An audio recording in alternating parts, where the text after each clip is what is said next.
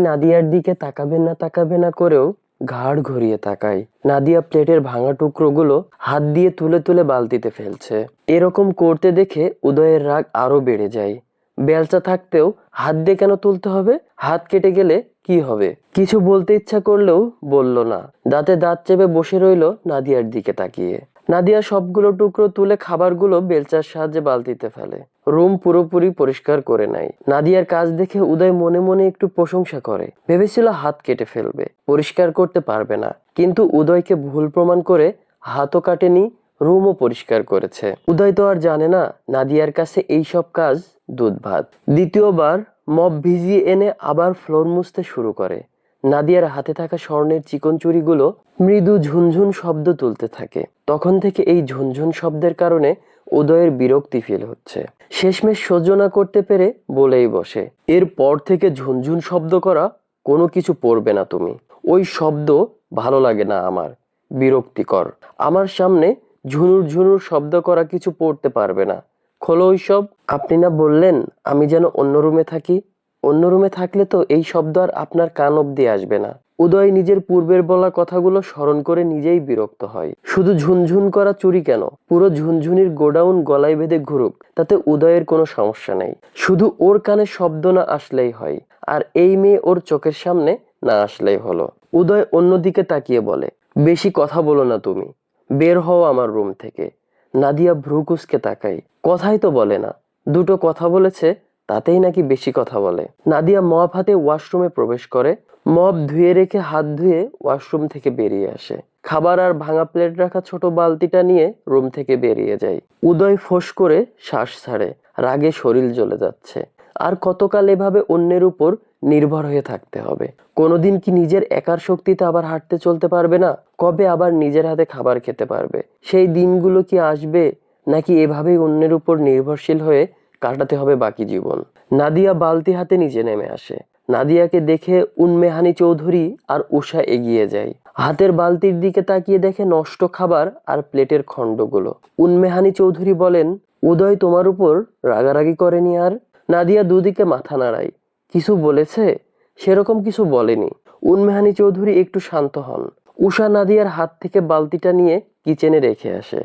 Made পরে ফেলে দিয়ে আসবে। উদয়ের ফুপু, ফুপা, ফুপাতো ভাই, বোন তৈরি হয়ে ড্রয়িং রুমে আসে। ওনারা এখন চলে যাবে। এসেছিল উদয়ের বিয়ের জন্য। সকলেরই অফিস, পড়াশোনা আছে, তাই বাধ্য হয়ে ফিরে যেতেই হচ্ছে। সকলের কাছ থেকে বিদায় নেয়। তারপর উদয়ের কাছ থেকেও বিদায় নিয়ে এসে রওনা হয় নিজেদের বাড়ির উদ্দেশ্যে। প্রহর সোফা থেকে উঠে উদয়ের জন্য প্লেটে খাবার নিয়ে যায় ওর রুমে। উদয় তখন ল্যাপটপ নিয়ে বসে আছে।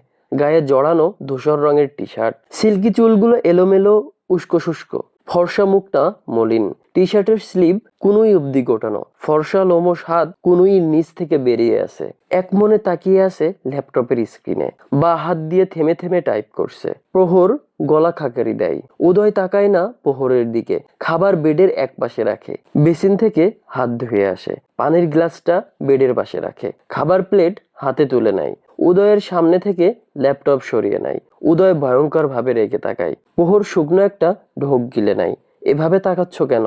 উদয় বলে, ল্যাপটপ দে। প্রহর বলে, আগে খাবার খেয়ে নাও, সকালেও খাওনি, মেডিসিন আছে তোমার। উদয় হাত বাড়াই, প্লেট দে। কেন? কেন আবার? খাবো, দে তাড়াতাড়ি, আমি খাইয়ে দিচ্ছি। লাগবে না, প্লেট দিয়ে বের হ আমার রুম থেকে। ব্রো, রেগে যাচ্ছ কেন?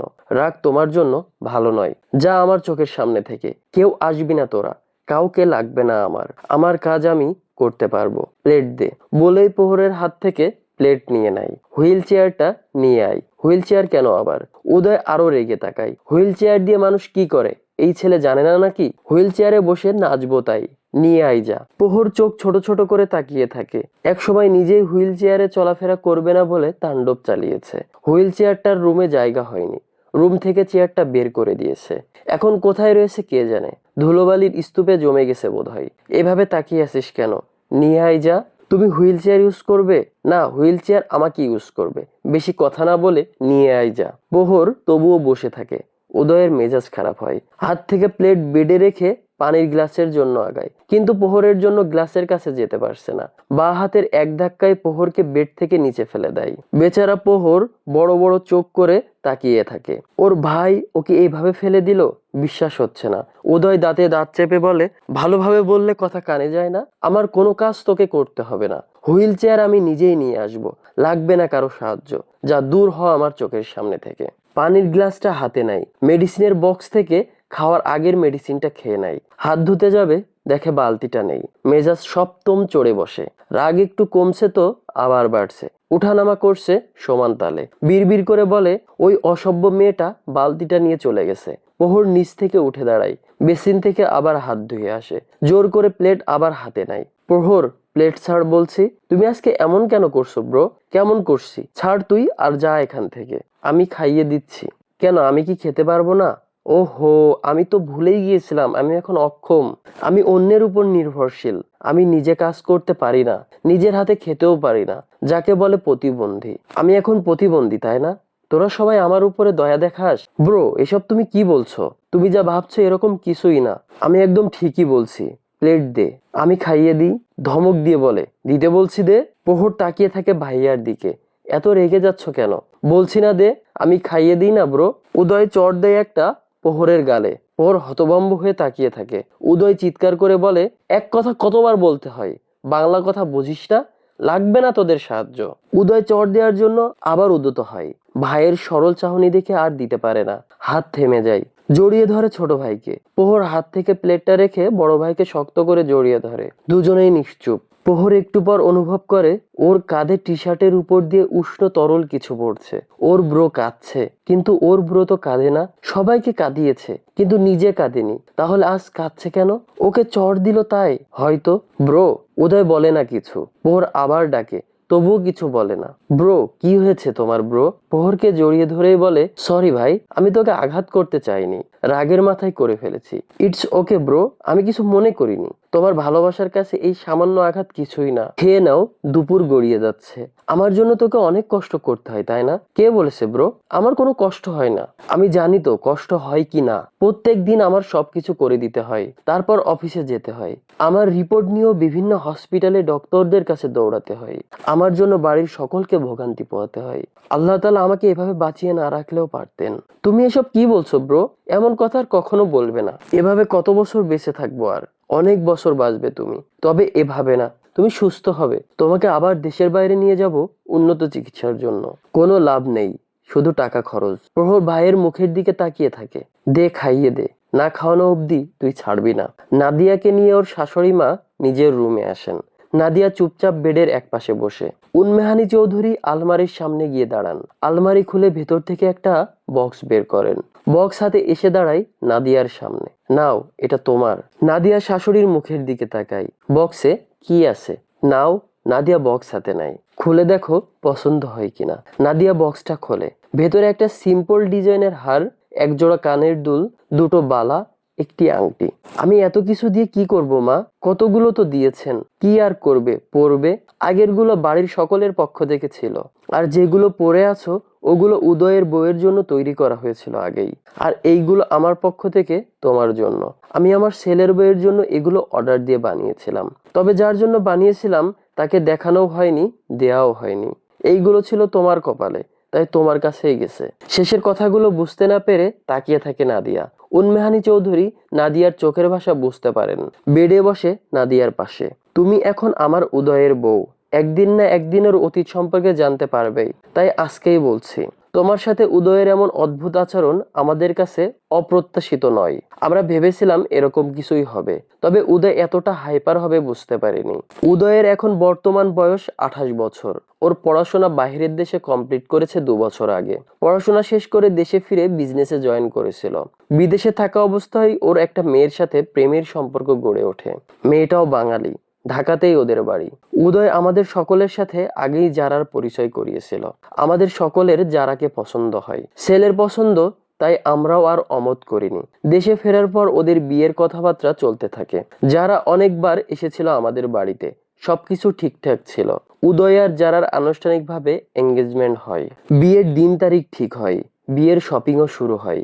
আমার উদয়টা কত খুশি ছিল। ওর মুখ থেকে কখনো হাসি সরতো না। ছোটবেলা থেকে উদয় হাসি খুশি প্রাণ খোলা ছেলে, নিজেও হাসতো, সকলকেও হাসাতো। এই বাড়ির সব থেকে ছটফটে চঞ্চল দুরন্ত হাসি খুশি ছেলেটা ছিল উদয়। কিন্তু আজ ওর সেই হাসি মিলিয়ে গেছে সেদিন যারা উদয়ের সাথে লং ড্রাইভে যায়। যদিও উদয় যেতে চাইছিল না, যারা জোর করে নিয়ে গেছিল। যারা ঘুরতে প্রচুর ভালোবাসে। বিকেল বেলা বাড়ি থেকে বেরিয়ে যায় দুজন। রাত 12টার পর যারাকে ওর বাড়ি পৌঁছে দিয়ে উদয় আমাদের বাড়ির উদ্দেশ্যে রওনা হয়। মাঝ রাস্তায় একটা লরি দ্রুত গতিতে ছুটে এসে উদয়ের কারে ধাক্কা দেয়। দুটো প্রাইভেট কার আর লরির অ্যাক্সিডেন্ট হয়েছিল সেই রাতে। আমার উদয় প্রাণে বেঁচে গেলেও অন্য কারের কাপল স্পটেই মারা যায়। উদয়ের অবস্থা না বাঁচার মতোই ছিল। ডক্টর প্রায় আশা ছেড়েই দিয়েছিল। উদয়ের ডান পায়ের হাড় 3 জায়গায় ভেঙে গিয়েছিল, ডান হাতের হাড় 2 জায়গায়, বাম পা হাঁটুর নিচে ভেঙে গিয়েছিল, ডান সাইডের পাঁজরের দুটো হাড় ভেঙে গিয়েছিল। বাম হাতটা ভালো ছিল, মাথায় বা মস্তিষ্কে আঘাত লাগেনি, যার কারণে বাঁচার বিন্দুমাত্র আশা তখনও ছিল। উন্নত চিকিৎসার জন্য দেশের বাইরে পাঠিয়ে দেওয়া হয়েছিল। সেখানে টানা 1 মাসের চিকিৎসার উদয় একটু রিকভার হয়। 2 মাসের চিকিৎসায় বেশ সুস্থ হয়ে ওঠে। কিন্তু ডক্টর সাফ সাফ জানিয়ে দিয়েছেন উদয় কোনোদিন স্বাভাবিকভাবে হাঁটতে চলতে পারবে না। খুব বাজেভাবে ওর দেহের ডান পাশের হাড়গুলো ইনজুরি হয়েছে। সারা জীবন স্টিক নিয়ে চলাফেরা করতে হবে। ওই সময় উদয়ের যার সাপোর্ট সবচেয়ে বেশি প্রয়োজন ছিল, সেই সময়টাতেই সেই মানুষটা ওকে ছেড়ে চলে যায় সারা জীবনের জন্য। কারণ উদয় তখন স্বাভাবিক নয়, আর কোনোদিন স্বাভাবিকও হবে না। অফিসের সিও থাকবে না, আর নিজেরও সেরকম কিছু করতে পারবে না। ব্যাংক ব্যালেন্স কমে যাবে। এরকম ছেলের সাথে যারা কিছুতেই থাকতে পারবে না। যারা উদয়কে ভালোবেসেছিল ওর হ্যান্ডসামনেস দেখে, ওর ব্রাইট ফিউচার দেখে। এখন তার উদয়ের ব্রাইট ফিউচার নেই। যারা ওকে ছেড়ে চলে যাওয়ার পর উদয় স্ট্রোক করে, ওর ডান সাইড প্রায় অচল হয়ে যায়। যারা কিছুদিন পরেই ধুমধাম করে অন্য এক ছেলেকে বিয়ে করে। একটু থেমে যান উন্মেহানি চৌধুরী। চোখের কোণে থাকা পানি মুছে নেয় হাত দিয়ে। বড় করে শ্বাস নিয়ে আবারও শুরু করেন। যার কারণে উদয়ের আজ এই অবস্থা। সেই মেয়ে আজ সুখে আছে, ভালো আছে, শুধু ভালো নেই আমার ছেলেটা। সেদিন যারা যদি জোর করে উদয়কে না নিয়ে যেত তাহলে হয়তো এমন কিছুই ঘটতো না। যারা যদি উদয়কে ছেড়ে না যেত তাহলে আজ আমার ছেলেটা এভাবে বেরিয়ে পড়ে থাকতো না। সেদিন স্ট্রোক না করলে আজকে হয়তো উদয়ের হাঁটার জন্য শুধু স্টিক হলেই চলতো। কিন্তু স্ট্রোক করার কারণে প্যারালাইজড হয়ে গিয়েছিল, যার কারণে অন্য কারো সাহায্য ছাড়া কিছুই করতে পারে না এখন। ওর এই অবস্থা আমরা মেনে নিলেও উদয় নিজে মানতে পারেনি। নিজে এই অক্ষমতা, অন্যের উপর নির্ভরশীল হয়ে বাঁচা, এইসব সবকিছু উদয় মেনে নিতে পারেনি। তাই দুইবার সুসাইড করার চেষ্টাও করেছে। তবে ভাগ্যক্রমে দুবারই ওকে বাঁচাতে সক্ষম হয়েছে ডক্টর। আবার কবে এরকম কিছু করে বসে সেই ভয় কুরে কুরে খায় আমাদের। উদয় এখন হাসে না, কথা বলে না, নিজের সামনে কারো উপস্থিতি পছন্দ করে না। আস্তে আস্তে বদরাগী, খিটখিটে মেজাজের হয়ে গেছে। অল্পতেই রেগে যায়। ওর সাথে কথা বলার জন্য, কষ্ট কমানোর জন্য একজন সঙ্গীর প্রয়োজন ছিল, যেটা আমাদের কাউকে দিয়ে হবে না। তাই আমরা ওকে বিয়ে করানোর কথা বলি। বিয়ের কথা শুনতেই গর্জন করে উঠেছিল, বিয়ে করবে না। যারা নিজে উদয়কে প্রপোজ করেছিল। উদয় বলতে পাগল ছিল, সারাদিন উদয় উদয় করত। যেখানে সেই যারাই ওকে এত ভালোবেসেও ছেড়ে গেছে, সেখানে অন্য মেয়েকে বিশ্বাস করবে না আর, উদয়ের ধারণা সব মেয়েই যারার মতো। যারা যেমন উপরে উপরে ভালোবেসেছে, মন থেকে না। উদয়ের ধারণা সব মেয়েই এমন উপরে উপরে ভালোবাসে, মন থেকে না। উদয় ভাবে সব মেয়েই টাকার লোভী। এখন ওর সবচেয়ে বড় ধারণা, কোনো মেয়ে ওকে বিয়ে করলে নিশ্চয়ই ওর টাকা দেখে বিয়ে করবে, নয়তো ওর অবস্থা দেখে দয়া করে করুণা করবে। ওর এই অবস্থা দেখে কেউ ভালোবেসে বিয়ে করবে না। আর বিয়েতে রাজি না হওয়ার বড় কারণ হলো উদয় এখন কোনো মেয়েকেই দেখতে পারে না। অনেক বোঝানোর পর, ইমোশনাল কথা বলার পর কোনো রকমে রাজি করানো যায়। আমরা তোমার মতোই একটা মেয়ে খুঁজছিলাম। ভাগ্যক্রমে অল্প দিনে তোমার খোঁজ পেয়ে যাই ঘটকের মাধ্যমে। এখন উদয় যাই বলুক, যেমন আচরণই করুক, ও কখনোই তোমাকে আঘাত করবে না। আর তুমি উদয়ের কথা শুনে একদম ভয় পাবে না। নিজের অধিকার ছাড়বে না। নিজের অধিকার নিজেরই আদায় করতে হবে। দুর্বল হলে চলবে না। দুর্বলদের উপর বরাবর সবাই অন্যায় করে, তাই তুমি দুর্বল হবে না। উদয় তর্ক করা পছন্দ করে না। ওর সাথে তর্ক করলে কিছুক্ষণ পর নিজেই চুপ হয়ে যায়। উদয় এখন নীরবতা পছন্দ করে। উদয় তোমাকে রুম থেকে বেরিয়ে আসতে বললে আসবে না। আজকে যেভাবে দাঁড়িয়েছিলে সেভাবেই দাঁড়িয়ে থাকবে। পারলে ওর গা ঘেঁষে বসে থাকবে। দেখতে দেখতে একটা সময় সব ঠিক হয়ে যাবে। শুধু তুমি সাহস হারাবে না, ভয় পাবে না। আমরা আছি, ভয় পাওয়ার কিছু নেই। মন দিয়ে সব কথা শোনে নাদিয়া। উদয়ের অতীত সম্পর্কে জানার পর একটু কষ্ট হয় উদয়ের জন্য। ভাগ্যক্রমে দুজন অভাগী অভাগার কপাল জুড়ে গেছে একসাথে।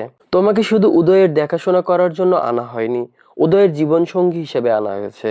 তাই নিজেকে সেরকম ভাববে তুমি। যাও নিজের রুমে গিয়ে ফ্রেশ হয়ে নাও। দুপুর গড়িয়ে গেল। নাদিয়া মিনমিন করে বলে, ওই বাথরুমের কোনো কিছুই ব্যবহার করতে জানি না আমি। ও আসো, আমি তোমাকে শিখিয়ে দিচ্ছি কোনটা কিভাবে ব্যবহার করতে হয়। নাদিয়ার হাত থেকে বক্সটা বেডে রেখে ওর হাত ধরে নিজের ওয়াশরুমে নিয়ে যায় উন্মেহানি খাতুন। বাড়ির সবগুলো ওয়াশরুম একই রকম, তাই এখানে দেখালেই হবে। নাদিয়া মাথা নাড়ায়। উন্মেহানি চৌধুরী একটা একটা করে সবগুলো ব্যবহার শিখিয়ে দেয়। তারপর নাদিয়াকে বলে নিজে নিজে অন অফ করতে। নাদিয়াও তাই করে, সব ঠিকঠাক ভাবেই করতে পারে। উন্মেহানি চৌধুরী মুস্কি হাসেন। বাহ, প্রথমবারেই তুমি বুঝে গেছো। নাদিয়া উদয়ের রুমে আসে, যেটা এখন ওর রুম। নাদিয়াকে দেখতেই তেতে ওঠে উদয়। তুমি আবার এসেছো? নিজের স্বভাব সুলভ আস্তে ধীরে বলে। আসবো না? না আসবে না। কোথায় থাকবো তাহলে? যেখানে খুশি সেখানে। আমার খুশি আমি এখানেই থাকবো। উদয় কটমট করে তাকায়, দাঁতে দাঁত চেপে বলে, বের হও আমার রুম থেকে। এটা তো আমার রুম। কে বলেছে তোমাকে? সবাই। বের হবে কিনা? না। কেন হবে না? অন্য রুমে যাও। কেন হব? আমি তো অন্যজনের সাথে আসিনি এখানে, অন্য কারোর জন্যও না। আপনি আমার হাত ধরে নিয়ে এসেছেন, আপনার জন্য এসেছি। ধমক দিয়ে বলে। আমি তোমার হাত ধরে নিয়ে বলতেই থেমে যাই। আসলেই তো, ওই তো হাত ধরে নিয়ে এসেছে নিজের সাথে। তবুও বলে, বের হবে কিনা? হব না। ঘাড় ধরে বের করতে হবে নাকি? করুন। উদয় নিজের দিকে তাকায়। ওর জীবনেও মুরদ হবে না এখন নাদিয়ার ঘাড় ধরে বের করে দেওয়ার। ওরে শয়তান মেয়ে, আমি বের করতে পারবো না বলে মজা লাগছে? শুধু যদি হাঁটতে পারতাম, তুলে নিয়ে বাইরে ফেলে দিয়ে আসতাম। বজ্জাত মেয়ে একটা। জানালার দিকে মুখ ঘুরিয়ে বসে রইল। কথা বলতে ইচ্ছা করলো না আর। বজ্জাত মেয়ে একটা আসতে না আসতেই অধিকার ফলানো শুরু করেছে। চলবে। পার্ট 3 কেমন লাগলো অবশ্যই কমেন্ট করে জানাবেন। নতুন পর্বের জন্য আমার চ্যানেলের সাথে যুক্ত হয়ে থাকবেন। আমার চ্যানেলে নতুন হলে চ্যানেলটি সাবস্ক্রাইব করবেন। ধন্যবাদ।